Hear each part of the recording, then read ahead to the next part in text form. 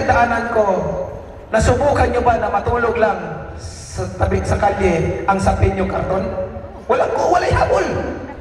Pag magipamalit, balik, habol pa ka.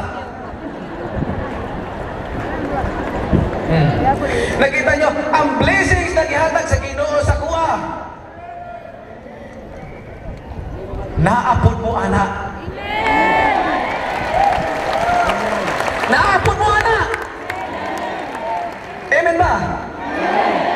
Kaya sa Panginoon, pantay-pantay tayong lahat, walang favoritism. Pero kinahanglan ka, baluta mo kuha ng blessing. Naana. Pero kinahanglan ka, maunta mo kuha ng blessing. Napakaganda niyan. If you want to become prosperous and successful, here is the secret. Okay. Alam niyo yung verse na Matthew 6 verse 33? Tama, Matthew 6 verse 33? Seek ye first His kingdom and His righteousness, and all these things shall be added unto you. Ang daling basahin. Seek ye first His kingdom and His righteousness, and all these things shall be added unto you. Meaning to say, ang focus mo, Panginoon lang. Wala iyang mga bagay na yan. Hindi mga bagay. Ang focus mo, Panginoon lang.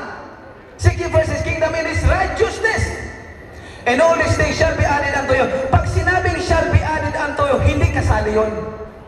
Pag sinabi ko sa Bisaya pa, idungag na lang sa imuha. Di ba? Shall be added unto you, idungag na lang sa imuha. Remember, may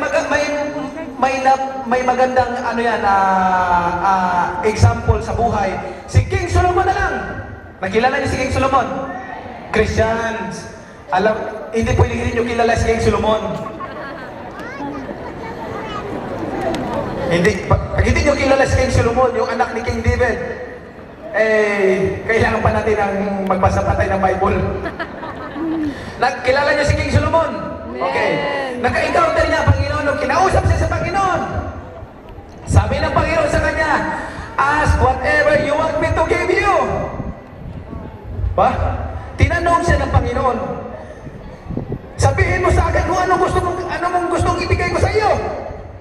Ang sabi ni King Solomon, ano sabi ni King Solomon? Ang Panginoon nagtanong sa kanya. Ang Panginoon nagtanong sa kanya. The Creator of heaven and earth, the Creator of everything ang nagtanong sa kanya. Ask whatever you want me to give you. Alam mo anong hiningi ni King Solomon? Anong hiningi ni King Solomon? Wisdom. Ang hiningi ni King Solomon, Lord, just give me wisdom and knowledge, that I may lead these people. For who is able to govern this great people of yours? Yun lang ang hiningi niya. Nakita niyo? Nakuha niyo ba? Nakita niyo? Ang focus ni King Solomon, only God. Kasi kung may mga bagay o material things in his mind, maghingi yun ay, Lord, bigyan mo ako ng wisdom and knowledge, at saka bigyan mo ako ng kayamanan, Lord, at saka power. Pero ang focus ni King Solomon is only God. Patanong sabi ng Panginoon, because you didn't ask anything, I will add it to you.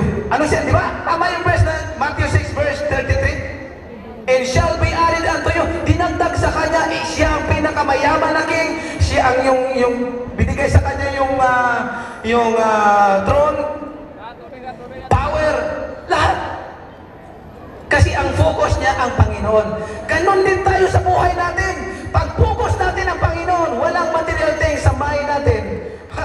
I will tell you, brother, I said 100%, you will see the glory of the Lord. Makikita nyo kung paano kayo, kung sa Bisaya pa, mabungog sa biyaya na ihatag sa Ginoo sa inyo. Mabungog yun, mabungog. Mabungog yun. Ganong, Ginoo mo hatag blessing sa iyo, basta ikaw kabalo ka mo sunod sa iyang kagustuhan, sa iyang kalooban. Mabungog ka sa iyang blessing. Kung sa Bisaya pa.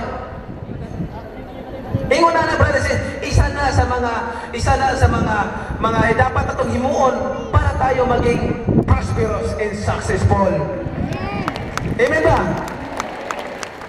Ingon na brothers, sisters. Relationship. If you have relationship,